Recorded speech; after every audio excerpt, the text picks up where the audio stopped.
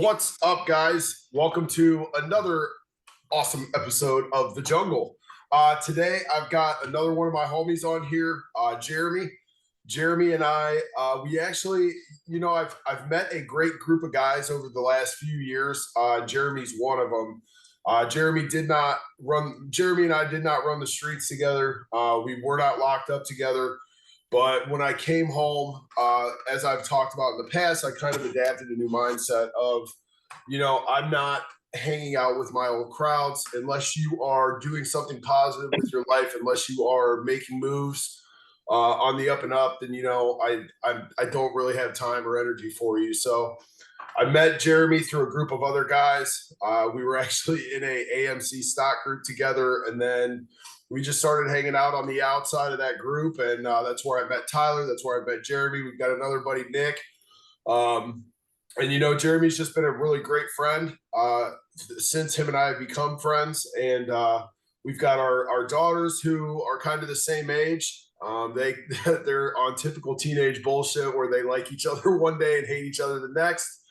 Jeremy and I have agreed we stay out of that sandbox bullshit. But Jeremy's just an overall great guy. My wife and I love him and his wife.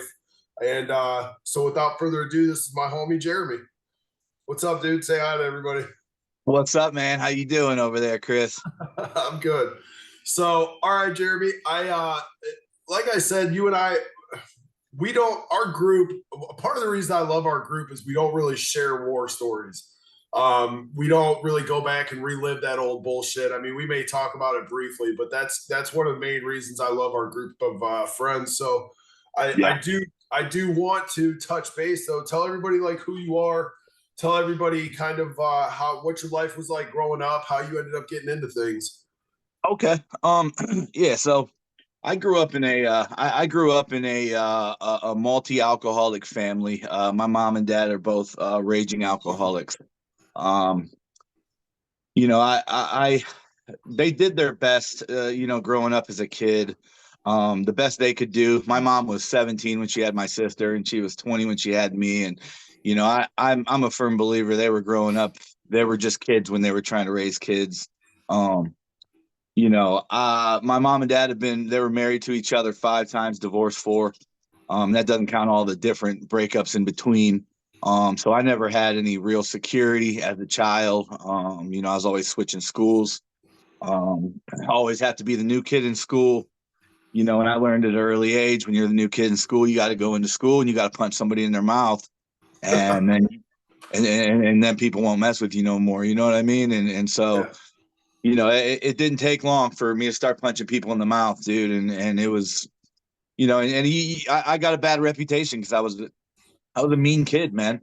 I was unhappy with my life. My mom and dad were always fighting. They were sometimes not home when we get off of school, and all the doors in the house would be locked. And I remember being a kindergartner, kicking the back door in. Me and my sister standing out there in the cold. That kind of stuff. That kind of stuff. I guess you probably don't realize it as a child, but some of that stuff stays with you forever. Yeah. You can't change what when you're a kid. You're completely powerless over the circumstances around you. But I can remember being a little kid. Mom and dad are fighting, and I would jump in the middle of it all, man. I'd throw myself on the ground and start hitting my head on the ground because I just wanted to make them stop. You know what I mean? And it was just it. I thought other kids were just like me. I thought everybody's life was like that, man. I didn't really realize that that was something. That was an abusive household I lived in. You know what I mean? I just thought that's how it was, man. And so all growing up, they did. My mom and dad, as I got into my teenage years, they found sobriety. They spent the better part of my teenage years, probably my late teenage years, probably 16, 17 years old, till I was probably about 29 or 30, living on the right side of the fence and everything. And, being the parents that they wanted to be, I think, all along. And, but they just didn't have the ability to, because they were drinking and drugging. And I, as a kid, I didn't think much of it, man. So, along with that mean kid that would start in a new school, punch somebody in the mouth, and then the kids would leave him alone. There happened to be another group of people that were just like me out there that had broken homes that, they didn't really they didn't see the world. They didn't come home to a nice happy home every day when they got off of school or whatever.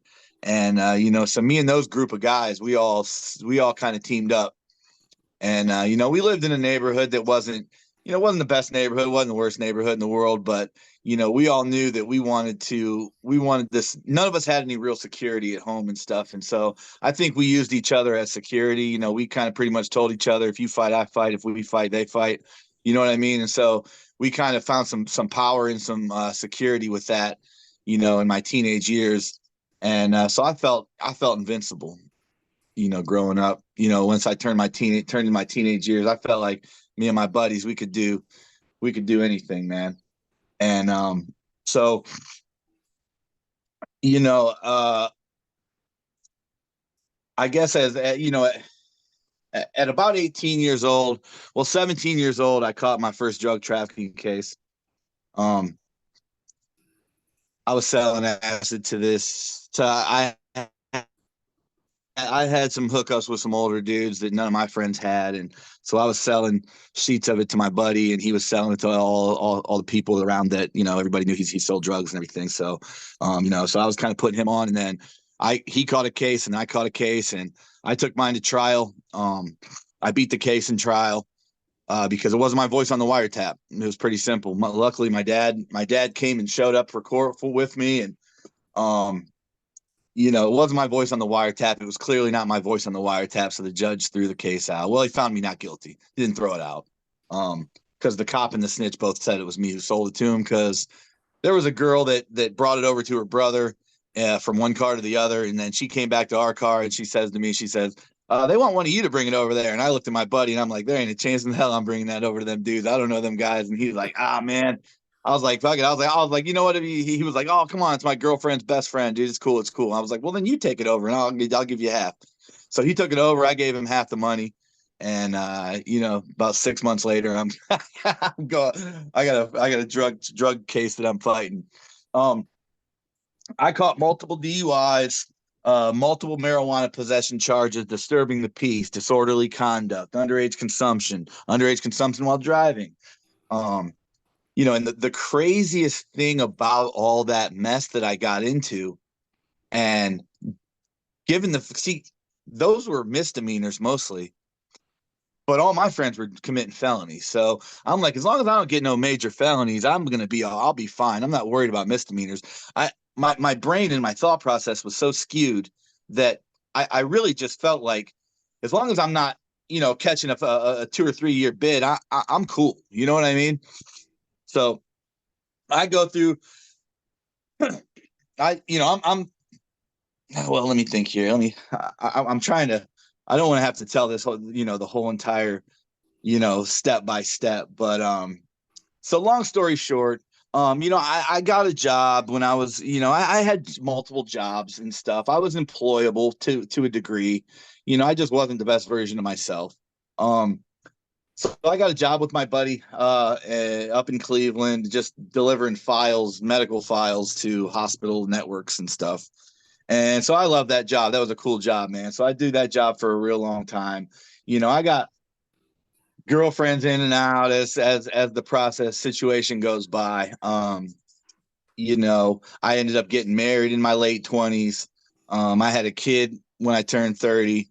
The marriage wasn't good. The marriage was it was almost more like a business agreement. There was no love in the marriage whatsoever.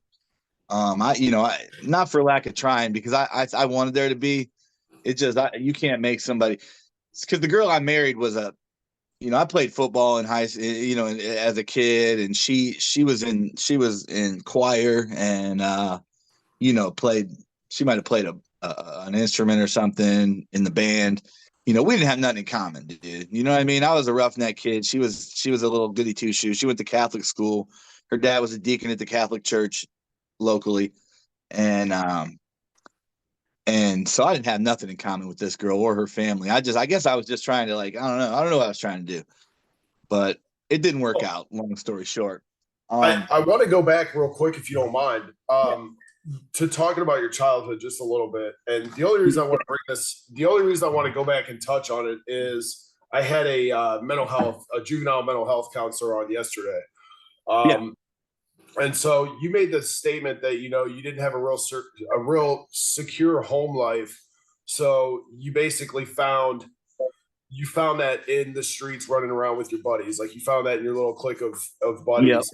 I asked her yesterday, I said, what's the biggest common denominator that you see in kids that come through the system? And she said that exact same thing. She said, what's why she literally said, what's wild is kids find, and I was talking to another guy on Friday who said the same thing. Kids find more structure, security, safety in JDC centers and in Yes. than they do at home, and that's wild to me. I mean, I grew up in a decent house. I was a Yeah. spoiled brat, you know what I mean? Yeah.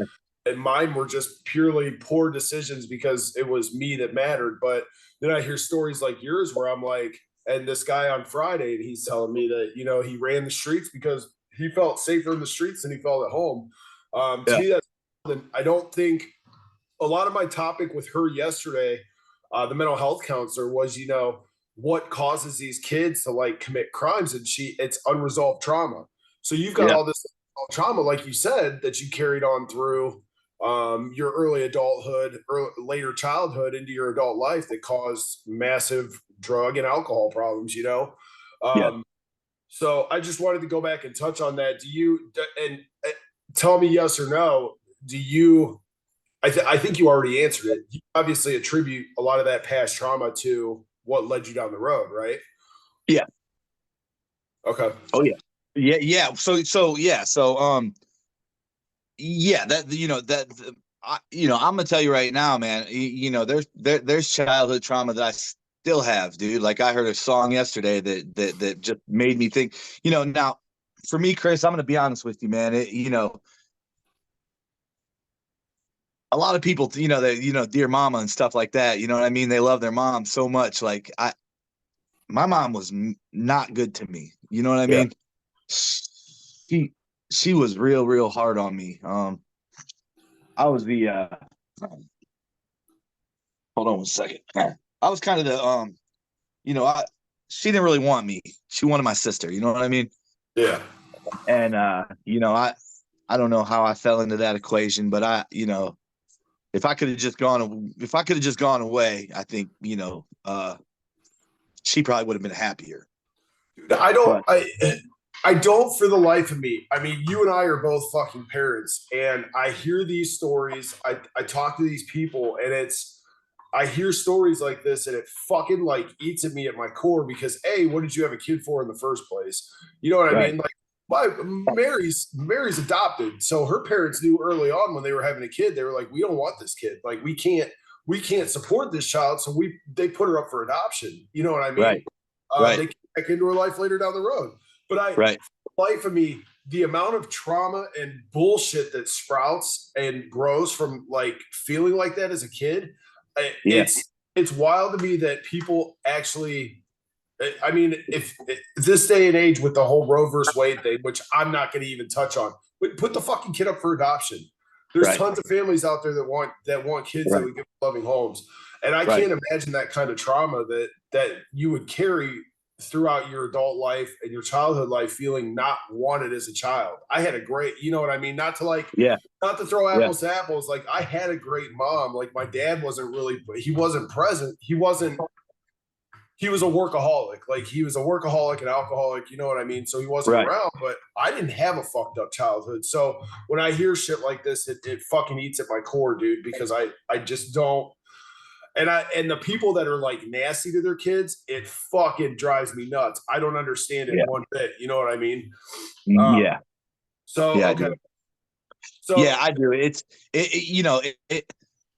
This part of the story, Chris, is the hardest one for me to talk about because it didn't go away. It's still that way. You know what I mean? But and people don't, and what I tried to get at yesterday with her is people don't take the time to understand the why. Like you and I are put in these situations, and there's reasons why you took a criminal, why you went down the path that you went down, and there's reasons why I went down the path that I went down, but nobody takes the time to look at that shit. Right. Everybody on the outside of the, like, everybody hears convicted felon or ex-convict or criminal. They see black and white. They were like, well, you Yeah. made a bad choice, you're an asshole. You know what I mean? Right. Absolutely. They don't look at this gray area that's in between, like what caused them to do that. How'd you get here? Right. Yeah. Right. How'd So, you get here? and that's one of the main focuses I just want to touch on, like, with this show is, this is all a big gray area. It's not black and white, any of it. Like life in Absolutely. general, life in itself, none of it's black and fucking white. It's all gray. So go ahead and keep Absolutely. going. I didn't mean to cut you off. Yep. I want to keep hearing about what No, I'm glad you did. I'm glad you did because I think that I'm not unique in that. You know what I mean? Yeah. There's a lot of people out there that have, you know, been through a lot worse than me, Chris, dude. You know what I mean? That's the reality of it, you know, but you know, it doesn't make it any easier to deal with, you know, when the one person that's supposed to be that like soft place to land that's your war. Like, Yeah. you know, And you carry that the rest of your life. Like Yeah. there are trauma responses from that. There's emotional, like, scarring and damage that you carry the rest of your life from that. It makes it hard probably for you to, like, enter into actual, like, loving relationships. You know what I mean? Yeah. Yep. There's so much shit that stems from childhood trauma, dude, that people don't understand. So Yeah. I get it, man. I appreciate you sharing all that. That's Yeah, you know, and I'll be honest, it gave me a jilted, you know, feeling about women too, to some degree. You know what I mean? yeah. Because you know, it makes me, you know, I don't particularly trust women, man. I trust my Yep. wife. I never trusted a woman like I trust my wife. You know what I mean? Never in my life, ever. And because I just don't, you know, once bitten, twice shy. You know what I mean? Yeah. But yeah. So I made it through my 20s and 30s, bro. You know, and my parents were there to help me. You know, they were there to help me in those times of need. You know what I mean? My dad's my best friend. You know what I mean? He really is. You know, he's always been there for me, and he's, you know, stuck his neck out to help me. But so I made it through my 20s and 30s. I got divorced at about 32 years old. And I moved in with a buddy, and I let her keep the house. You know, we had bought a house and stuff. And at this point I got a 1.5-year-old son. And I thought to myself, I can leave now. And then he never has to see what an unloving marriage looks like. He never has to see what, the byproduct of two people that are just trying to make it work together in a house. What you saw. Right, exactly. You don't have to do none of that. So I thought that was the best option, was to leave. And you know, and then my son can just, you know, he can live with his mom and whoever she finds herself with, and you know, and then me and my life, we can, you know, he can have two separate lives. You know, I think that's a better deal than growing up kind of the way I did. So I left, and me and this buddy we rented a townhome. He had a good job. I had a good job. I was making good money at the job. I still was working at that file place maybe 8-10 years later. I had been promoted multiple times, because the thing about it is, man, is I'm not a loser. You know what I mean? I'm not a loser in my head. I'm not a loser mentally. I just thought I could balance it all for a long time. And you know, and I could balance it all, because I was a real good employee. So I got a DUI when I was driving for that company, and all they did was take me off the road, put me in the warehouse, work in the warehouse. They were going to make me a manager inside the warehouse, but then the one boss says, man, well, I'm not going to promote a guy who just got a DUI. You know what I mean? I'm not going to give him a promotion. So I spent some time, with that job, and they really stuck their neck out to help me, because I was a good worker for him. You know what I mean? So long story short, I start dating this girl, maybe 6 months after I get divorced or whatever. I don't even think that the divorce probably wasn't even final. And this girl worked for a chiropractor. And so this girl got perk 10s coming out of every pocket. You know what I mean? She's walking in, pills falling out all over the place, because she works for this chiropractor. So me and her start, laying up together, whatever. And, popping a perk here, popping a perk there. Next thing you know, I'm popping a perk before work. I'm popping a perk during work. I'm popping a perk, popping a perk, popping a perk. Just just because I'm not thinking nothing about it. Because I had done so many drugs in my teenage years and, in my 20s and stuff, and nothing ever got a hold of me and grabbed a hold of me and controlled me. You know what I'm saying? Like, that's why I was able to keep a job. I was able to be productive at that job. I've done everything under the sun. Yeah. So I'm popping No, these perks. it's What? real quick, not to just to cut you off real briefly. It's fucking wild how, because I was in the same mindset when I started taking perks, because I had my back injury, and then I'm going to work and I'm just throwing back a perk, not thinking about it. And I had always smoked weed, and kids, and this was all during that whole opioid epidemic where they were just handing shit out without even like monitoring what was going on. And Right. so you had all these young kids that are just throwing perks back, not Yeah. understanding. And there was so much of them in the streets, dude. Like Oh yeah. there was no detoxing. There was so many of them available. Like you run out, you get dope sick, you call your buddy, and he's got fucking 40 of them. You run out and you're starting to feel a little funny, then you call Joe Schmo up the street and he's got 3 bottles of them. You know what I mean? So nobody really understood what was brewing on the back end of that, which was a huge heroin epidemic at the end of it, because then the perks went away. The doctors and Big Pharma were like, oh, well, we're fucking people up. We got to stop this shit. And then the heroin epidemic blows up again. So, no, kids don't understand how dangerous that shit could be.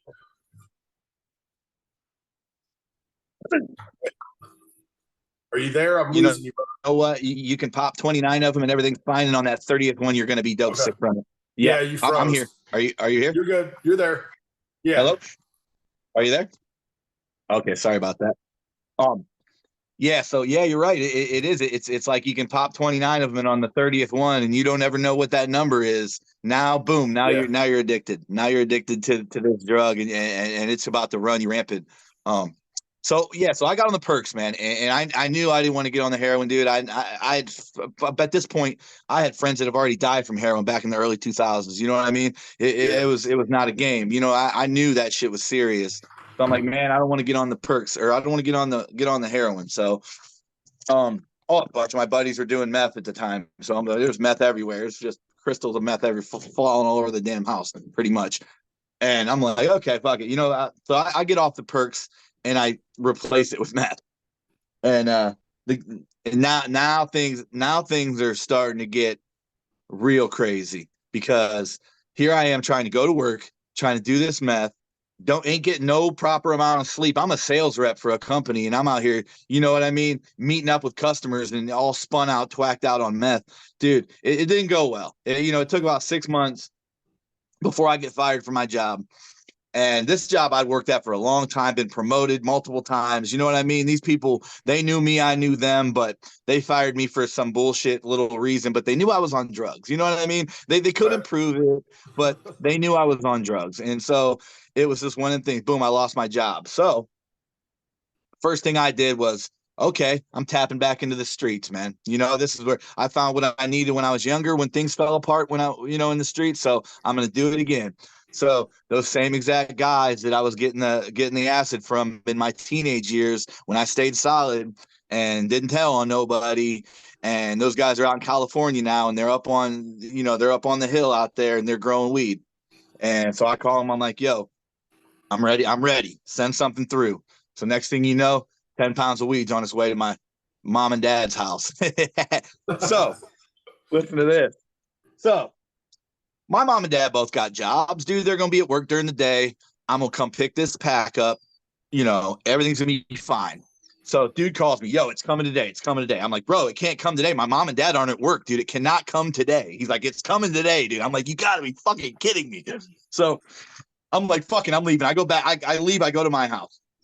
My dad calls me up. He's like, hey, come over here. I think we need to talk. And mind you, me and my mom had just had a big fight that day. So I figured, oh, well, maybe they just want to talk to me about that.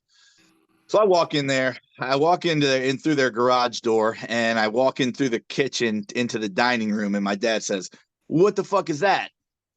There's a big box sitting on his kitchen table. And I was like, well, it looks like a box. He's like, yeah, open it up. And I was like, all right. So I opened it up and there's a bunch of these little one ship boxes in there, you know, the little real hard cardboard ones. I was like, well, he's got a bunch of one ship boxes. And he's like, open the fucking thing up. And I was like, I opened it up and I said, oh, that looks like a pound of high grade marijuana. He's like, get the fuck out of my house. My mom's like, get the fuck out of my house. And I pack my weed up and I fucking hightail it out of their house. You know, I figured they're probably not going to let me back forever. Yeah. My dad signed for that package, which was really crazy because I told him, like, don't sign for no packages for me ever in your life, dude. You know what I mean? Like, don't sign the package, dude. I will come out here. I will return to sender. I will take it in my car and start driving towards the post office. And if if I don't get pulled over on my way to the post office, then I'm gonna keep driving to my house. You know what I mean? And that's what you do. You know what I'm saying? That's how you would catch it. It's like, oh, look, you can still get a shadow of a doubt if you write return to sender on that box and you're driving it back to the post office. You know what I mean? I might be able to get you're done when usually you're done when you pick it up. So that was the start. That was the start of where everything starts coming really unraveled for me. Boom, I'm selling pounds of weed. And I go from selling no pounds of weed in my life to selling 10 pounds of weed a week, 15 pounds of weed a week. And these guys are breathing down my neck, wanting their money every 2 days. And I have no way to get them their money back to California. You know what I mean? So I'm going through, just jumping through these hoops trying to make this shit happen, man. So long story short, man, I ended up finding a guy that was local that was doing the same thing I was doing. And except for he was just pretty much, if I was doing 10 or 15, he was doing 100 or 150.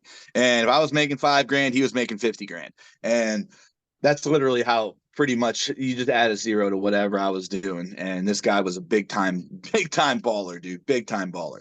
And so he gets a DUI and he's like, yo, let's just start. So we'll make your plays. We'll make my plays. We'll just stick together throughout the day. We'll make a bunch of money and then we can go home at night and, you know, go do whatever we want to do. So we get to doing that, man. And you know, this goes on for a couple years, man. You know, we had our ups and downs, man. There's so much BS in the middle of that, Chris. You know, and every one of us knows how to get high, dude. I don't have to fucking bore anybody with the details. It's because the meth never stopped, by the way. The meth never ever stopped. It only got worse. You know, and it soon as turned into where I'm just up for 2 or 3 days at a time, and then I crash for 6 hours, and I'm up for 2 or 3 days at a time, and I crash for 6 hours, and this just goes on that way. And oh, by the way, the weed dude that I got him on meth too, so he's all fucking twacked out. Everybody's all twacked the fuck out. Yeah. Yep. And he's married. Him and his wife had a beautiful house in Hudson. It was a big old dumbass house, dude. He paid cash for. They had to work some trickery with her dad because her dad's a chiropractor, his ex-wife. And we'll get into her a little bit later because there's more to that story too. So me and him are, you know, I'm a family friend of these people at this point. I know everybody's mama, everybody's kids, everybody's grandparents, everybody's, you know what I mean? We're buddied up real good. And so just, you know, I'm going through this. So then me and this guy end up falling out. You know, I'm just twacked out. He's twacked out. Everybody's twacked out. And so he basically is like, yo, I'm not even, you know, I stopped working with the guys from California because they started getting on some bullshit and I'm start working with him and his guys. So now unknowingly to me, I gave this guy the ultimate power over my ability to sell weed because if he don't give me any weed, I can't sell any weed. You know what I mean? And so he's one of them guys where, you know, he's just not a very good person. He's going to use that as leverage against whatever he wants to use it as. And so long story short, so he cuts me off and I got this girl out in Cuyahoga Falls and she's like, yo, I got this weed growing. It should produce like 35 pounds of weed. Can you sell it? I'm like, you're damn right I can. I can sell it all in one fell swoop because I knew a guy that would buy all of them. And so she's like, okay, great. So she's coming out to my house and that guy that I lived with at that townhome, this was his ex-girlfriend. And so me and him fell out prior to that over my ex-girlfriend, the girl with the pills. And so we fell out. It's crazy because I'm trying to make this. I'm trying to condense this because I want to really just kind of get to the point of where my life is now because that's really what is the, the bread and butter of this story, in my opinion. But so I end up having to move back with my parents in their basement, all twacked out, and so that okay, well, that girl ends up telling me she's gonna sell me all this weed, blah blah blah. She gets raided right before she's about ready to cut the plants and start hanging them and shit. She gets raided. She tells the cops everything. She tells them it's me. I'm the one. She's gonna sell it to me. And so these cops think I got hundreds of thousands of dollars just laying around. So I got cops on me, people on me everywhere I go, bro. Everywhere I go at 4 o'clock in the morning at Walmart, I got some people standing around me in the hamburger aisle, dude. Like shit that don't make no sense. You know what I mean? Yeah. And so I'm tweaked out, dude. I'm like, yo, everybody's following me around. Everybody thinks I'm a schizophrenic at this point. You know what I mean? I'm just twacked out. None of my friends want to be friends no more. Nobody wants to be around me. The only people that I had around me were, little sluts that were on meth too, that we were just doing whatever. You know what I mean? And so this goes on for about 6 months, 8 months, dude. I'm just cooped up in my mom and dad's basement, dude, just waiting for the cops to kick the door in, dude. Because I already know they know what I'm doing. I already know that they know. This girl probably wore a wire on me at least a couple times, something. You know what I mean? Yeah. And eventually I get to a point where I'm like, dude, I can't do this. I can't do this. So I start selling a little bit of meth to just a couple people here and there, just so I can get enough money to get my own, you know what I mean, for free. And this dude I know introduces me to his sister-in-law, and she's buying meth for me, whatever, and she's a nurse. And so I start, selling meth to her, whatever. Long story short, me and this girl, I end up hooking up with this girl. And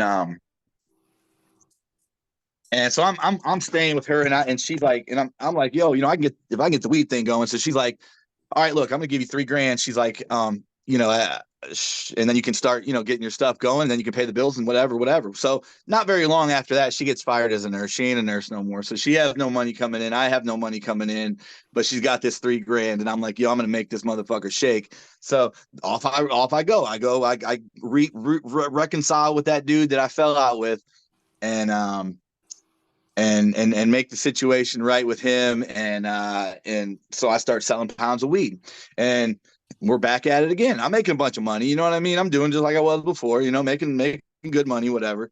And then he's like, yo, he calls me up. He tells me he's going to go to Chicago and meet this guy from California, and the guy's supposed to have 1,000 pounds, and it's supposed to be really good. I'm like, cool. So then he's like, I might not go though. I'm annoyed that this guy might be a cop. And I was like, all right, well, whatever, man. Just call me if you do. So he calls me. He's like, my nickname was Pivot. He's like, Pivot. He's like, bring the pickup truck. I'm moving home. And I was like, where are you at, dude? He's like, Chicago. I was like, oh, shit, bro. So I go to Chicago, man. Drive this pickup truck to Chicago to go meet him. And these freaking Mexican Latin kings, bro. And I have to go with the Latin kings by myself in my pickup truck to go get this weed from one of their trap houses, dude. So I got this guy in the truck with me, and we back into his garage, and he's got his essays there, or whatever the fuck they're called. And they got guns on their hips, and they open the garage door, boom, I back the truck in. We chuck it in some U-Haul boxes, and everything's good, whatever. I go to hop in the truck, and I sat on my key fob, and the alarm on the truck went off, dude. And these guys slammed the garage door closed. And I promise you, Chris, I've never been closer to getting shot in my fucking head than I have that fucking very moment in my life, dude. And I'll never ever forget that. It was the scariest thing ever, because they slammed that door closed. They're like, yo, and I'm like, oh, whoa, dude, hold on. I was like, yo, I sat on the key fob, dude. It's cool. I'm sorry. They're like, all right, boom. So they let me go, whatever. So we're off and running. We come back to Ohio, and I made 10 grand off of that one, pickup. And then I got this help sell all the weed that we brought back with us. So everything was, I'm happy.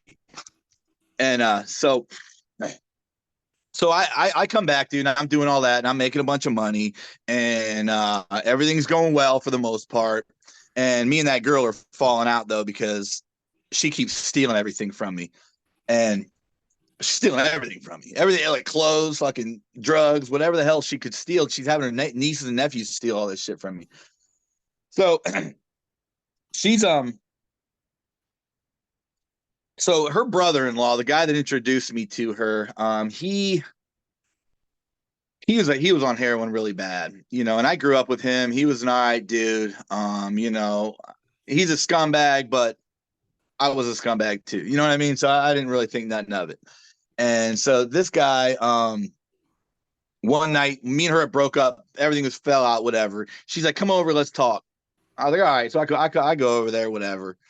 And he's over there, and I'm like, "Okay." He's like, "Yo," he's like, I can get you an ounce of meth for 1,100." I was like, "Well, fuck it, run it, dude. I ain't got no weed right now. I got a pocket full of money. Anybody who sells drugs knows money ain't what you're looking for. You want a pocket full of work. You know what I mean? You don't want a pocket full of money because that money goes quick. That work creates money." So I'm like, "All right, fuck it." I give him $1,100, dude. Boom, this dude don't come back. And I'm like, "Man, something shady here." I was like, 4 or 5 hours going on, go by. He's not answering none of my phone calls. And she's there with me. And I start thinking, like, this bitch set me up with him because that's her brother-in-law. You know what I mean? Yeah. So I'm like, all right. Um, so I'm like, all right, let me see your phone. I'm gonna call him from your phone. If he answers your phone, then that means that he knows, and that's you telling him I left here. And so I snatch her phone up. She's like, "No, no, no, give me my phone." Screaming. She comes running at me. I put a gun in her face. And I'm like, "Go sit the fuck down, bitch." And that's it. Those are those words are a lot worse in the court of law than people realize, because that's kidnapping. If you force someone to go sit down somewhere, that's kidnapping. And so I take her phone and I sit her down, and I'm whatever. And then he's on the phone. Then I call him and he picks the fucking phone up. And that's when she really loses her shit. And that's why I'm like, "Go sit the fuck down, bitch, whatever." And I was like, "Fuck it. You're coming with me. We're going to find this motherfucker. I'm going to use you as fuck. I'm going to use her as bait." You know what I mean? Yeah. And bait him out. And so I go downstairs and she's like, "I don't want to go. I don't want to go. I don't want to go." Of course she didn't want to go. I don't blame her. She probably thought I was going to kill her. You know what I mean? And so I just left. I was like, "Fuck it. I'm leaving." So I went over to this other girl's house, man, and I'm like, "I don't have no meth. I'm trying to get high, whatever." So I do that. And so long story short, I get arrested in Summit County that night for a capious felonious assault warrant in Portage County. I had a a gun, I had meth, I had steroids, I had probably I think $3,000 or something in my pocket. Um, And so I'm thinking to myself, like, that's crazy, dude. I've done way worse things with that gun up to that point than that. I didn't really think that was fun. How's it felonious assault if you didn't shoot nobody? You know what I mean? If I shot her in the knee, Yeah. I see it. I see it, but I didn't shoot nobody. You know what I mean? And so that began the fight for my freedom. I spent 69 days in Summit County. They charged me with 6 felonies for one gun because Summit County wanted my ass on a fucking. I asked the arraignment judge. I said, "Sir," I said, "if there's only one gun, how is they charging me with 6 felonies?" He says, "Sounds to me like they're trying to bend you over the barrel. $10,000, 10% bond, boom." And so I'm like, "Well, sweet. I'll spend, I'll get my, or no, it was, I forget what the total amount was, but I had the money on the outside to get out of jail in Summit County." So I called my dad, "Yo, just come bail me out." He's like, "Dude, you're not getting out of jail because the second you bond out at Summit County, you're gonna have to Portage is gonna pick you up. So you're not even gonna leave the doors." I'm like, "All right." So I sit in Summit County. Well, I threw a fucking big fit about that, obviously. So I sat in Summit County for 69 days, man, and So end up taking. what were your final charges then? Like and what was your final sentence? My final sentence was mishandling a firearm in a motor vehicle in Summit County. This is Summit County alone. Mishandling a firearm in a motor vehicle, and they dropped everything else. 18 months probation because I had a loaded weapon in the truck with me. And so that's what I got in Summit County, and that was fine and dandy, whatever. And then I go to Portage County, and now I'm in high risk orange. I'm in there for felonious assault, and I'm in the high risk pod. I'm in the maximum security pod. Pods. There's 4 of them, and I'm like, "Damn, this shit's getting real, dude." And So I'm sitting there waiting, and that indictment dude comes rolling up, man. And my new indictments were felonious assault with gun specifications, felony 2 with gun specs, kidnapping with gun specs, and if they max those out and run you wild, you're looking at 22 years in prison. Yeah. So shit Nope, got real, man. Those Shit got F2s real, ain't nothing to play real. with. Then F2s ain't nothing to play with, man. Yeah, man. And so I'm in there, and I'm like, yeah, whatever.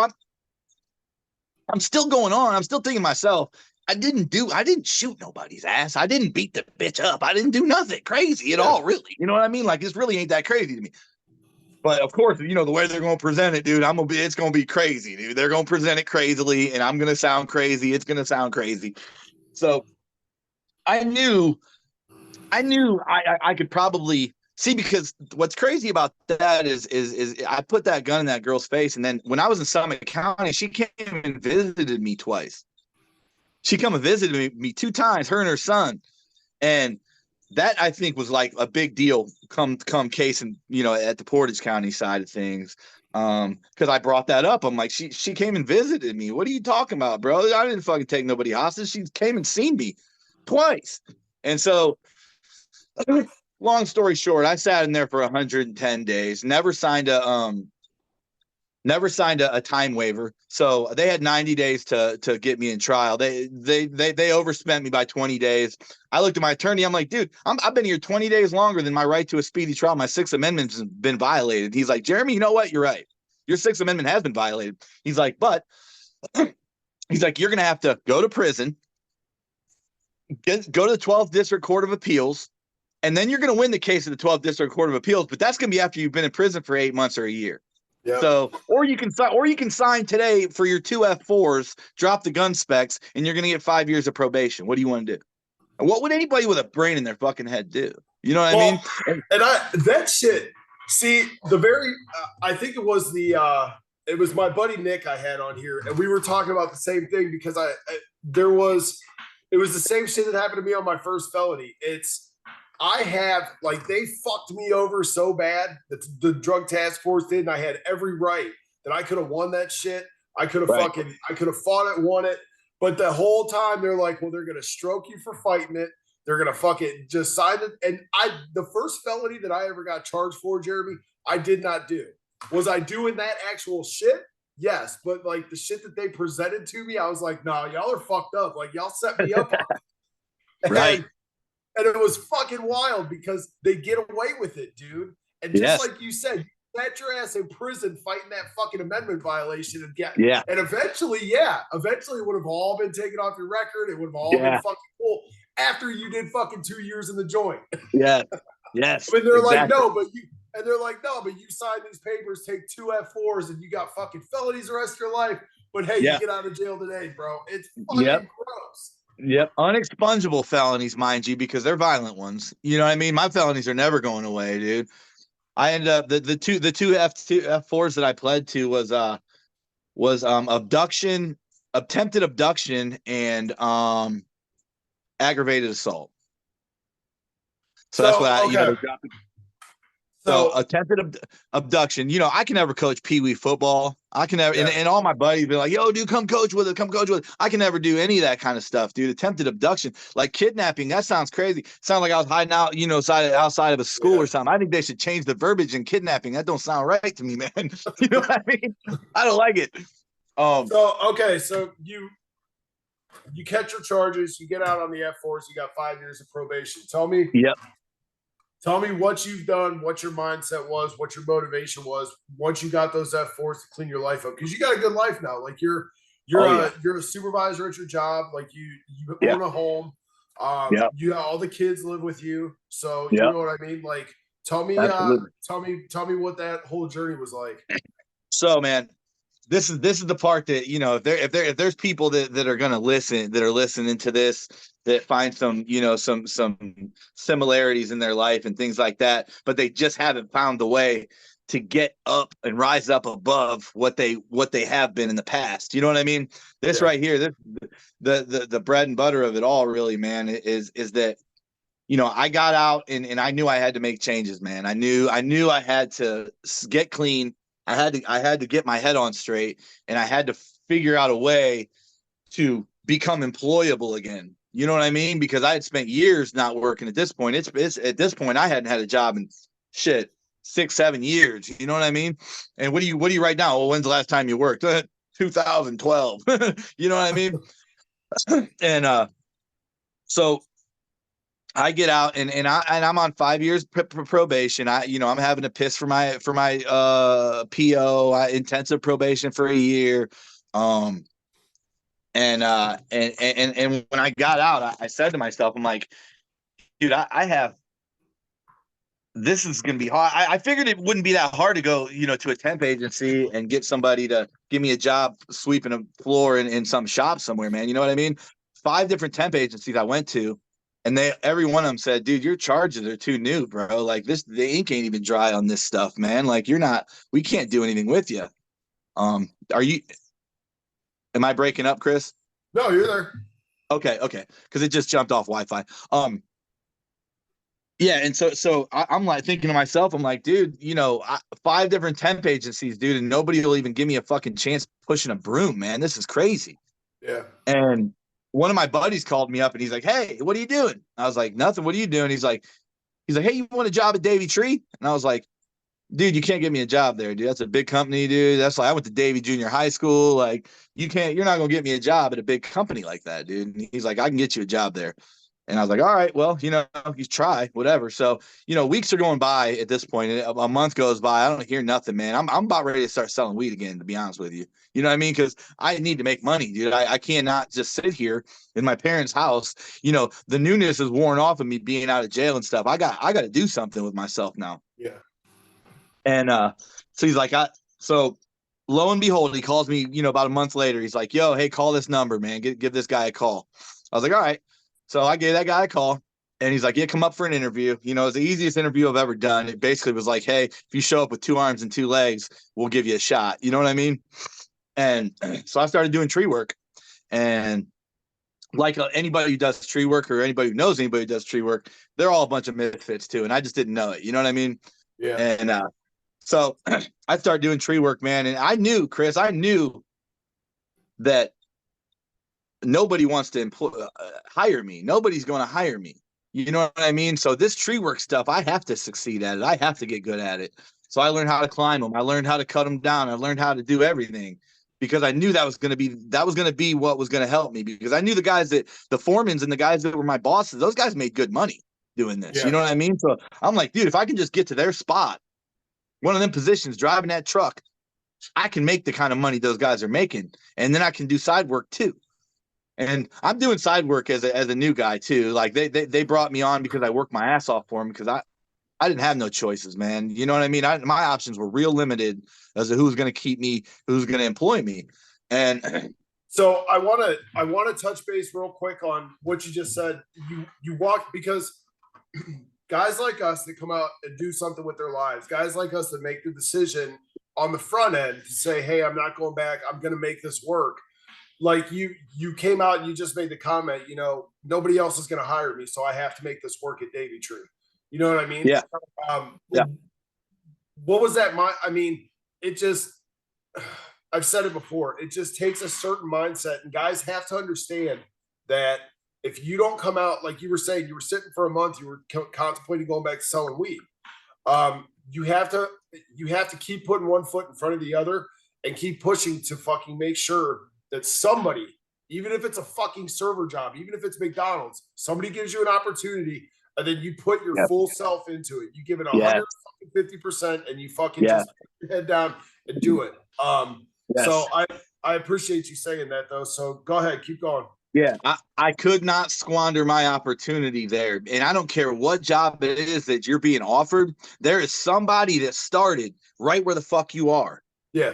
You just got to accept the fact that you're going to be low man on the totem pole. You ain't going to be Mr. Big Man selling weed on the streets no more for a while. You're going to have to take orders. You're going to have to listen. You're going to do shit you don't want to do. You're going to have to do bitch work. You're going to have to do all the shitty stuff. But that's part of the process, man. That's what made me so good. Now, not to toot my own horn, but I'm the lead foreman in the lot, dude. When they have something hard, they go to me. When they have something that the other guys can't handle, I'm the guy who does that. Yeah, And and so, that's and it's important. It's important that people understand that too. That there's nothing wrong with starting at the bottom because that builds your foundation for being a functioning member of society. It gives you the yep, ability to take orders. It gives you the yeah, ability to be told no and to have some yep, sort of authority. It humbles you. yep, All that shit that you go through, there's a lesson in everything, like I always say, and it's steps to get where you need to go. And yeah, so I like that you said that because people come out of prison and they feel entitled. The guys that don't succeed are the guys that feel entitled, the guys yep, that feel like they've been wronged over. Listen, man, you caught a raw yep, fucking deal. You make the best of it. You keep a yeah. positive attitude and you just put one foot in front of another and you fucking march That's it. through it. So That's it. You have to. Yeah, and that's the thing about it too, is that I became, I'll take orders from whatever. Just tell me what to do, and so I did that for a couple of years, man, and I got passed up. I went and got my CDL because they're like, yo, you can't become a foreman or get your A rate, which is like the top, journeyman rate or whatever, without a CDL. And I'm like, okay, cool. So I go, I go down and get my CDL. I got to take the test 3, 4, 5 different times, dude. Yeah, I failed it a bunch of times.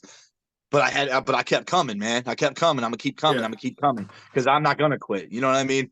And so, um, so I kept showing back up there, paying my $85 to take that test again, and I finally passed the test. Boom. Now I got my CDL. Now I got something to talk about. Now I can get a job as a manager. I can be a fucking foreman now.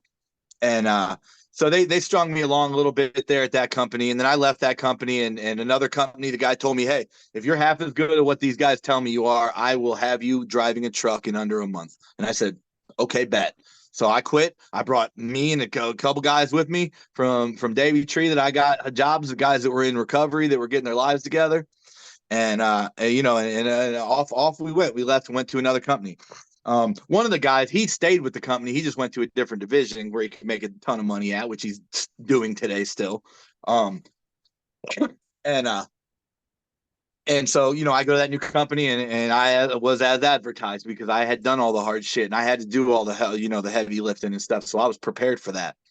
And so I could do all the work the guy needed me to do, man. And boom, I'm a foreman. Just like that. I went from a B guy, wasn't even a journeyman, wasn't even a full share journeyman dude, to boom, I'm a foreman. I'm the guy telling everybody else, what they need to do, how they need to do it. And I never look back, man. I'm not with that same company anymore. I went to another company and I moved my way up. But in the process of all that, in those AA meetings and doing all that and trying to rewire my brain and everything, I met a girl in there and, and me and that girl hit it off, man. And everything was good, man. It was just too good to be true. She had a couple daughters, and we got together and, she had a little bit of money because she was living in a sober house and I was living in my parents' upstairs bedroom. Oh yeah, by the way, take you back to the Davy Tree days. When I started working there, I brought home $263 a week after my child support. And tree work is hard work, dude. And when you're bringing home $263 a week, it's really easy to get frustrated. Yep. And feel like you're never. I literally, and I even told that girl out there, I said, I'm never going to be able to move out of my parents' upstairs bedroom. I don't make enough money. I'm not nowhere fucking near it. And she was working at a hotel making like $8.60 an hour. At this point I'm making like $14 an hour, $16 an hour or something. And she had to be out of the sober house soon and I had to be out of my mom and dad's upstairs bedroom because I was sick of it. She had a little bit of money and I had a little bit of furniture they were going to give me. So we were like, fuck it, let's just try to make this thing work. And so we moved into this little rundown ass apartment that a couple of our other friends that, the guy would give people a chance. He didn't care about your criminal history and stuff like that. The guy would give you a chance and he gave us a chance, man. And we didn't squander it. You know what I mean? We paid our rent on time. Got the kids together. That was rocky, to say the least, because those kids, the crazy thing that a lot of people don't realize, man, is is when you're coming off of a drug addiction, and she was coming off a drug addiction, and she had her daughters were staying with family members while she was fucked up for a couple of years, you know what I mean? And so next thing you know, those kids, one of the kids moves in with us, and it's Rocky, and I'm thinking to myself, I thought to myself, like, dude, I came into this situation, I thought I was going to be a hero. I thought they were going to be like, oh my God, what a great guy. He's fucking helping take care of us and blah, blah, blah. But those kids didn't want me around, man. Those kids didn't want me anywhere near them, dude. They didn't know me. And I wasn't no hero to them. I was just some guy in their way of their mom. You know what I mean? Yeah. And so it was hard. It was hard in the beginning, man, making that situation manifest properly. And we had our growing pains, man. There was a lot of lumps along the way because, there's some difference in parenting styles and things like that. But well, you always have to take into consideration too, like those, like you said, those kids don't know you, man, and those kids have their own trauma and bullshit that they went through with them from absolutely, whatever they went through with their mom and their dad and everything yep, else. And I mean, I know because we're friends, I know a little bit more of the story than anybody listening. But I do want to say though, I mean, Mary and I love you and Eva because you guys are a power couple. Like you guys is essentially, now Mary never went through the stuff that Eva went through, but you guys got together and you said, fuck this, we're gonna make it work. And you made it work. And there's lessons in all that too. There's, you know what I mean? Oh yeah. It's great when you have Mary calls it evenly yoked, and not to bring up the Bible, but it talks about it in the Bible. When you find somebody evenly yoked that's willing to put in work, that wants the same things that you want, that is willing to work for things beside you, you know what I mean, and build with you. Yep.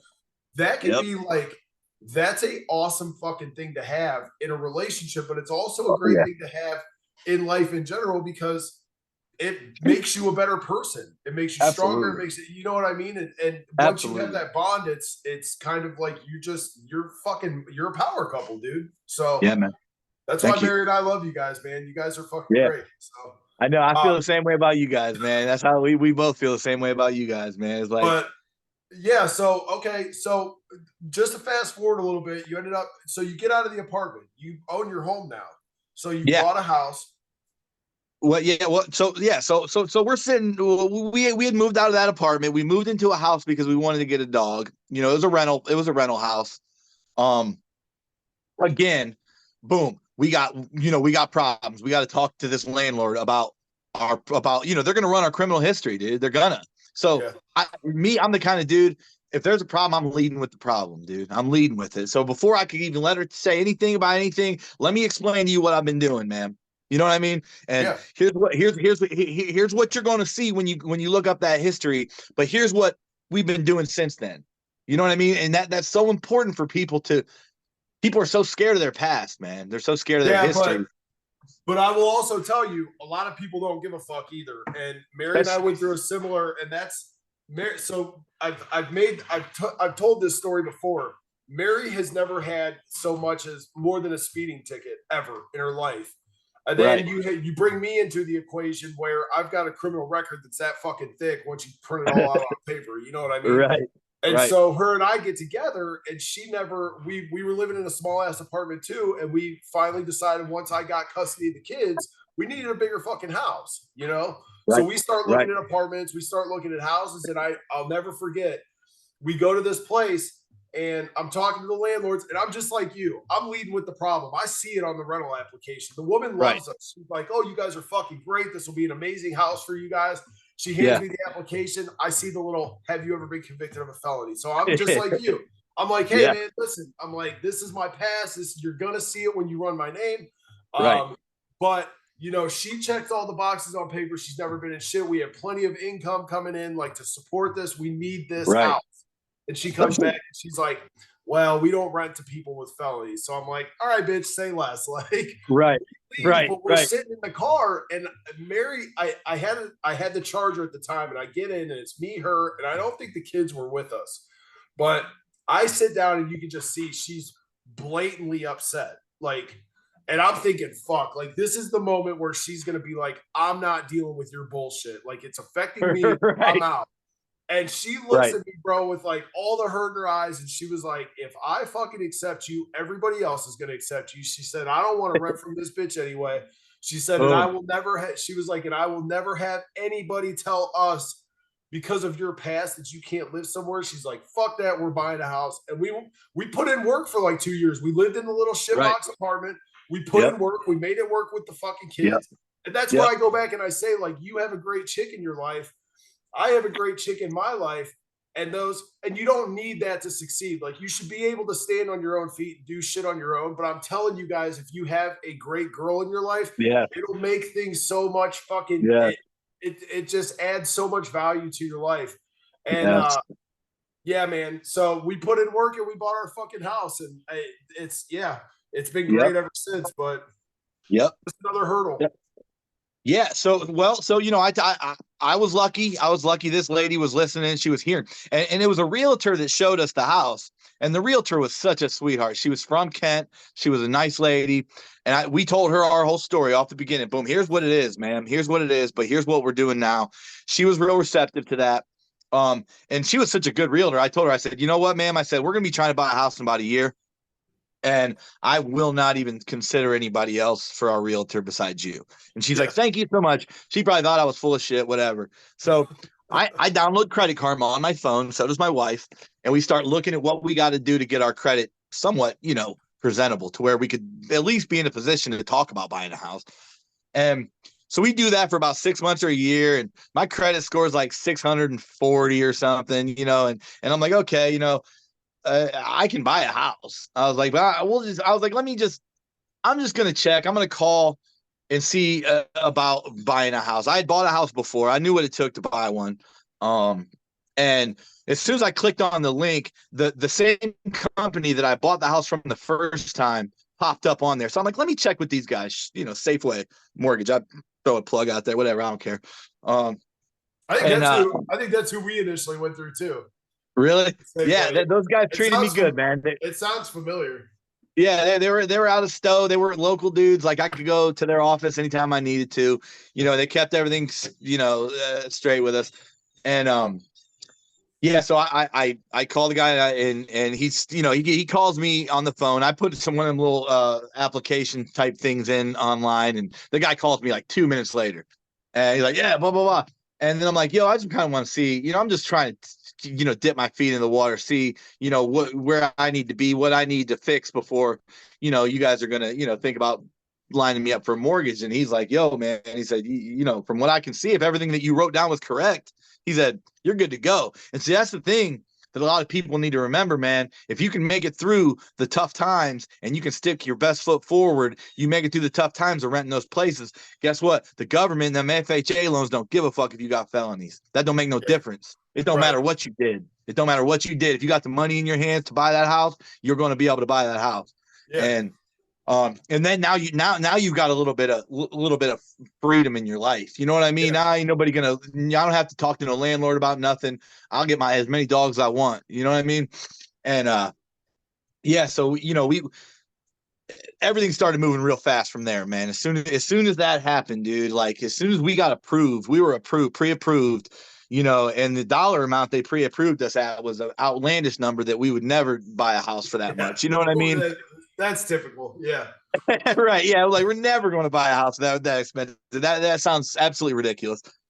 But we found the right number and for the right house. You know what I mean? And really it's if we were to back this whole story out and if somebody's wondering what they got to do getting fresh out of jail or fresh out of prison or whatever, man, like you said, you got to put one foot in front of the other, man, and you got to just take your L's as they come, and you just got to not get frustrated and just there's nothing that's going to put you where you want to be more in the world than consistency. You ain't got to take 50 big steps every day. You just got to be taking at least one. You know what I mean? You at least got to take one. And a lot of people don't understand that. And I think they get frustrated because they're just not getting the progress that they want as quick as they want. It's at that point, you're not in competition with anybody else. The day you step foot out of jail and the day you decide to make a better change for your life, you have to understand you are solely in competition with yourself. You don't Yep. look at what fucking Joe Schmo has over here. You don't look at what the Joneses have over here, because Right. guess what? They're not a second class citizen in the eyes of society. So they Right. don't have it as fucking hard as you had. They might have it as hard, and I shouldn't make that assumption, but you Right. have to do better than you did the day before. That's the Yeah. main goal. One foot in Yep. front of the other, and you just do better than you did, and you're always in competition with yourself, beating the Yep. guy that won yesterday. Yep. So, Yep. That's no, exactly right, man. So okay, so you're a supervisor now. You got the girls living with you. You and Man, I got my wife, so back up a little bit, but she's working at that hotel. I had a friend that you know, she worked at this warehouse, and she, you know, and my buddy, it was my buddy's girlfriend at the time. And she worked at a warehouse, and I'm like, yo, I told Eva, I'm like, yo, I can get you a job, man. I can get you a job at this warehouse. Mind you, Eva's only had one job at McDonald's when she was a teenager. The rest of her 20s was spent getting high on drugs. You know what I mean? She did not know what corporate America was about. She had never been there. And so she's really nervous to do this. You know what I mean? Really nervous. She thinks she's not going to figure it out. She's not going to learn it. She doesn't know what she doesn't know. You know what I mean? And she just had to put faith in her ability and put faith in me that I was going to help her, you know, or whatever. And so she ended up getting that job there at that warehouse. And I told her, I said, honey, you don't have to do anything but go into that job for 40 hours every week, and I will take care of the rest. That's all you got to do. Yeah. I will do my part. I will do everything else, man. Just be available for that, and just come in there and do the best you can. So she did that. She did that. She did that. She did that. And she kept doing that for years and years and years. And now here we are. Now she's a supervisor at that job, and she's making good money at that job. And it's all comes down to consistency, man. It ain't because she didn't make no mistakes and she's, you know what I mean? She's the perfect fucking employee. Yeah, she gets up and goes to work every day, and she does a great job. She does the best of her ability, but she ain't a perfect human being, and neither am I. You ain't got to be. You don't have to be. You got to be consistent. You got to get up and be that same person, the best version of yourself today that you possibly can be, and just try to do more good than you do bad that day, man. That's all you got to do. And everybody gets. I think a lot of people get lost in the forest amongst the trees. You know what I mean? It's like all you got to worry about is that next step. You ain't got to worry about making it out this forest. You just got to worry about making it past that tree right in front of you. You know what I mean? And you're gonna get out of the forest soon. You will. You just got to keep walking in the same direction. And no, that's awesome.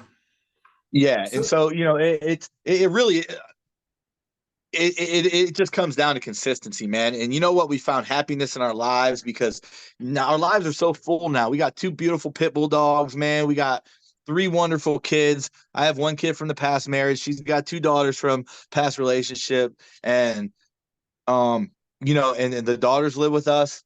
You know, that we everybody's got their own bedroom. Nobody has to share a bedroom. You know, we have so many clothes in our house. It's ridiculous. You know, our kids enjoy a life that I never enjoyed. My wife never ever enjoyed the life our kids enjoy. You know, and it's you know, as much as I know we're spoiling them rotten. You know, this world's hard, man. It's hard out there, dude. It's you know what it is, and there's something to be said because it boils down to rebuilding relationships. It boils down to breaking generational curses, and that's exactly what you're doing. You know, you had a fucked up childhood growing up, so you know that's not the atmosphere you want for your kids. You know you want them to have a stable environment to come home to. You know you don't want them.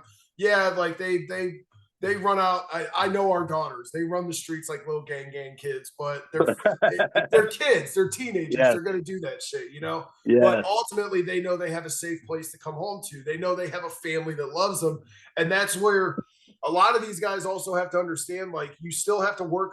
Yeah, you're putting one foot in front of the other every day, and you're doing the next best thing. But you have to constantly be working on yourself. Like, you have to make sure you're not falling back into that old like bullshit, letting your bullshit thoughts get the best of you. Like, oh, I can go pick up these 4 pounds of weed and fucking make this money that I need to pay this bill this month. You're constant, and you're breaking those generational curses. You're breaking those thoughts. You're building something that's fucking great that you can lean on at the end of the day and say, hey, I worked my fucking ass off for that, and I deserve it. I didn't cut corners for it. And it builds that mindset of just being a fucking monster. Like, you know what I mean? Like, Absolutely. I can do Absolutely. this legitimately, and there's so much growth that comes from that, and there's so much positivity that you can, and self-worth that comes with all that, that you can kind of like sit back and reflect to yourself and be like, I fucking did that, you know? Right. And all it Absolutely. boils down to is one foot in front of the other, dude. Yep. Yep. It does. And you know what, man?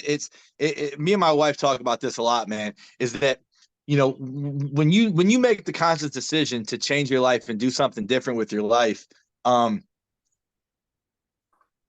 you got to put some wins together. You got to have something to lose. Yeah. If I'm sitting here right now with you, Chris, me and you ain't gonna be sitting here right now if I constantly was taking losses and I just couldn't get it right, and I didn't have nothing more than I did them the day I got out of jail. You know what I Yeah. mean? If I'm in that same position, you got to stack wins together. You've got to start building on and say, I'm not willing to lose all this. Yeah. If you ain't got shit, you ain't got a pot to piss in, and you ain't, and you got clean, but you refuse to get any work ethic and go get a job. Guess what, man? I got bad news for you. It ain't going. You're going to be back there soon enough. You know what I mean? Hey, Because nothing changes. Nothing changes. that's it. That's exactly right. Nothing changes if nothing changes, man. You've got to make the decision to change for yourself and stack some wins together, man. And now I'm at a point right now where all the things I lost, man, in my 30s when I thought to myself, I'm never going to be here again, man. I'm never going to get this opportunity to be in this position again. Now I've replaced that with everything better. Yeah. Everything that I have is better now. The only thing I don't have is better is that I had a nice pickup truck. That's it. That's it. My life is better. My wife is better. Everything that I'm doing, my kids are better. Everyone's happy. You know, that our kids get to grow up and watch and see what a loving marriage looks like. You know what I Yeah. mean? I didn't even get to do that, man. And I don't want my kids to go through that, man. I don't want them to have to feel that type. I'd rather deal with whatever consequences are from us probably spoiling them a little bit too much than we should. Whatever those consequences are can't be nearly as bad as what growing up in a raging alcoholic home, where there's always fighting and Yeah. it's just always unrest, and you never know if you're even going to have a home when you come home. You know what I mean? Because you're probably getting moved out to some apartment complex because mom's leaving again. You know what I Right. mean? So it's like it just the key to victory for me has just been consistency, man. It's consistency and just never losing that focus on the end goal of what you're trying to accomplish, man. Because I'm not the smartest, I'm not the best, and I'm not the brightest, man. But I'm gonna outwork everybody. You know what I And mean? I'm gonna that's outwork everybody. Yeah, and that's I have that same mindset, dude, all throughout life. I have it in the gym, I have it at work, I have it if I you know what I mean? If I'm out doing my lawn, Yep. I'm the hardest working motherfucker that Yep. and, and you know what? That it says something, and here's something else I want to touch on real quick too, because I had Ty on yesterday and we talked and we touched on the gym, and I've had there's a common denominator where a lot of guys that come home and get their fucking lives together, they end up being big gym rats, especially Yeah. old drug addicts. Oh And yeah. and that mentality to continuously, and you're one of them. You've gotten yourself put together, you look great. So that's another thing that I kind of want to touch on real quick, and then we'll wrap this up. Is just you always have to be the hardest working fucking person in the room. I Yep. don't want to sound corny like the fucking Rock, No. but it's so No. fucking true. It Um, is. and whether it's your cooking dinner, whether it's you're fucking in the gym or you're Yes. you're at work, like Give it everything. you have to give it everything. Yep. So, um, is there anything else you want to touch on? Is there anything else you want to tell anybody that might be looking at charges, coming home from jail? Man, yeah, man. I hope that those people understand, man, that there ain't no quick fix, dude, and there ain't no easy solution, man. But but at the end of the day, there is a solution. You just got to put the work in. You got to put the work in. You know what the solution is, man. You just don't want to hear it. It doesn't roll off your tongue easily, and it doesn't roll off your ears easily. But the solution's real simple. It's hard work, dedication, and consistency. And if you can put all those things together, man, I promise you're going to have success no matter what you do in your life. No matter what you do in your life. I agree. And and that's something that I've always been able to lean on in my life. I've always been a good worker. I've always worked hard. I've always been promoted at jobs. Now some of these people, they're getting out, they're like, I ain't never been promoted at a job. I've only had one. Well, guess what? Then you got a clean slate, dude. That means you get to reinvent yourself right now, and nobody has any history on you. That's a good thing. You know what I mean? And you're doing it at a disadvantage. And that's absolutely. And I love shit like that, because there's times that I get so fed up and I'm like, oh, I fucking love adversity. I like have to grit my teeth while I'm saying, oh, I love adversity. Right. It's so great. But also you have to understand, after you overcome shit, after you trudge through those fucking muddy waters and you climb that fucking mountain, like there's such a sense of accomplishment that sits with you behind it. Like this point in my life, and the best fucking part, and I can't stress this enough to other guys that are like walking through those waters right now, the sense of accomplishment that you have after you climb that fucking mountain or after you hit these milestones, nobody can take that from you. Nobody can take that from you. And that's something you can fall when you're having a bad day. When I'm gritting my teeth, like, God damn it, I love adversity. I can look back on that shit and be like, but I'm here. Like I may not be all the way to the top, but motherfucker, I'm climbing, Yes. So, one other thing I want to touch on too, man, is that the people you surround yourself with, and this is something what you was talking about earlier. I tell the guys I work with, I say, you know what, man, it's crazy. I'm not, good buddies with all you guys, whatever. I said, I'm not here for friendships. I'm here to be a good foreman. I'm here to do a good job for this company and to make a good paycheck. If I make friends along the way, cool. I said, but in my private life, I surround myself with people that are smarter and better and more accomplished than I am. Yep. And, and the reality is that those are the people I'm going to learn something from. Those are the people that got something I want. Yeah. You know what I mean? Those, between you and Ty and even Coondog, man, even Nick, you guys have something I want, man. And I think the feeling's mutual across all four of us. Like these guys are, like even though Nick's in walking his own journey, but that dude can do anything. You know what I mean? No, dude, he sends pictures of the shit that he's working on, and I'm like, you do that shit by yourself? Right. That guy will tear an engine apart, dude, and then he'll go build a deck, and then he'll go do gutters, and then he'll roof a house. Like, what, bro?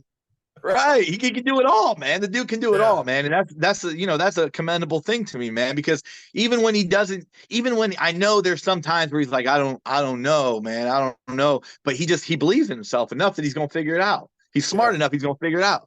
You and Mary are the same thing with what you just said earlier, man. You and Mary are a power couple, man. You guys are absolutely, the kind of people that I want to surround myself with. My wife's the same way. We love being around you guys because there's no jealousy, there's no envy, there's no, there are people we put ourselves around, and then you see everybody looking down their nose at us. They're mad. They're not in our position, or they feel like, oh man, or someone feel like my wife, she's so spoiled. They think that I'm carrying the load, and I'm not.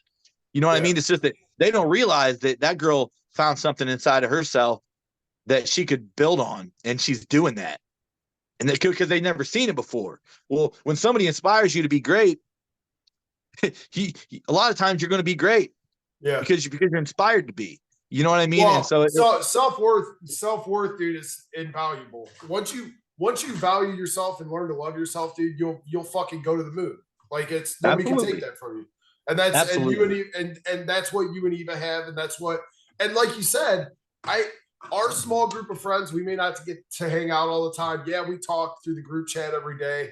But you're still the average of the 5 people you hang out with and surround yourself with. You are the average of those 5 people. Yeah. And I got to be honest, I may not be around you and Ty all day, every day, and Coon, but I mean, I talk to you motherfuckers more than I talk to my wife 9 times out of 10.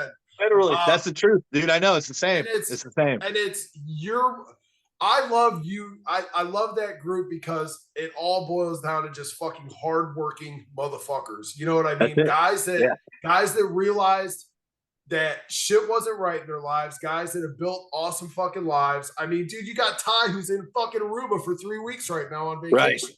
You know what I mean? Right. Like lives in a beautiful Right. house.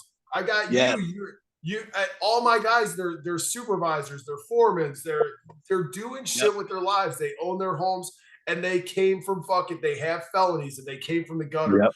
Yep. I'll never forget. And I love Flynn's dad. He's a great fucking dad. Mary always says, she was like, he was a terrible fucking husband, but he's a great fucking dad. And he is a great dad. But when Mary and I met, I will never forget. He looked at Mary. I walked out to shake his hand. He wouldn't shake my hand. And so I'm like, okay. I backed off. I got back in the car and they're sitting there kind of going back and forth. And he goes, so that's the fucking type of dude that you want around our kid, huh? A guy that's done 2 years in prison, a guy that's got a rap sheet bigger than the fucking Bible. And she looked at him and she said, you know what? She said, that's exactly who I want around my kid. She said, I want somebody around my kid who's seen adversity and fucking overcome it. I want somebody who's willing to put one foot in front of the other. I want somebody that's fucking seen that's a fucking hell and fought his way out from it. So when my kid has adversity and sees adversity, he knows you put one foot in front of the fucking other and you march fucking through with your head held high and your chest sticking out, you know? That's it. Those always stuck with me because, you know, it's the same with you guys. And that's why I respect you. Like, I want to look at my mom and I want to talk to friends and I want to talk to people and be like, yo, my fucking best 5 friends, the 5 best friends that I have, they're all fucking convicted felons. And then flip my finger up at society and be like, fuck you. Like, they're great dudes. Right. They're all established. They're all well off. Like they've made something of their lives and they have felonies. So fuck you. Yeah. Right. Right. I mean, my brother-in-law is the same way, man. He was in prison for 4.5 years. He's a certified electrician. My sister works for Ohio Edison. She's an IT manager or something there. Like the people that say they can't get like, oh, you and I'm actually there to listen to somebody. Oh man, I got these felonies. Listen, bud, I hear you, dude. But you're not going to tell me you can't because you can't. You just ain't. Yeah. You just aren't because you've already failed in your own head. Yep. You have not failed in the real world yet. You're failing in your own head. And that's going to cause your failure in the real world. It ain't going to be because of what happened in that. They're going to give you a chance. And if you squander that opportunity, then God be with you. Hey, man. Just don't fuck it up. Perception's reality. If you perceive yourself as a piece of shit, you're going to be a piece of shit. If you better perceive believe yourself as making strides and doing the next best thing, guess what? You're going to make strides and do the next best thing. Yep. So, all right, Jay. Hey, listen, brother. I fucking love you. Love you, homie. We love you and Eva, and I love you, Ty. I just our group in general. Like I said, I love being able to sit back and tell people I have a core group of fucking friends that are successful. We are idiots, but we are hardworking motherfuckers. And guess what? We're felons too. Absolutely. Absolutely. I appreciate you, man. I really thank you for coming on here. I think you have a really cool story. I think maybe you should consider writing a book or, making a movie about that shit because that's fucking interesting. That's hard, man. I still get choked up, dude. I'll be having to stop sometimes in the middle of telling a story, dude, sometimes because of shit. You know, I still got work to do, Chris. I ain't perfect, man. I got a lot of work to do inside myself, hey, man, but I'm doing it. My work's not over until I take my last breath, man. That should be everybody's mindset. There's always another step to take. So absolutely. All right. Love you, homie. Dude. Don't log off. I'm just going to stop the recording. Okay. Sounds good, bro.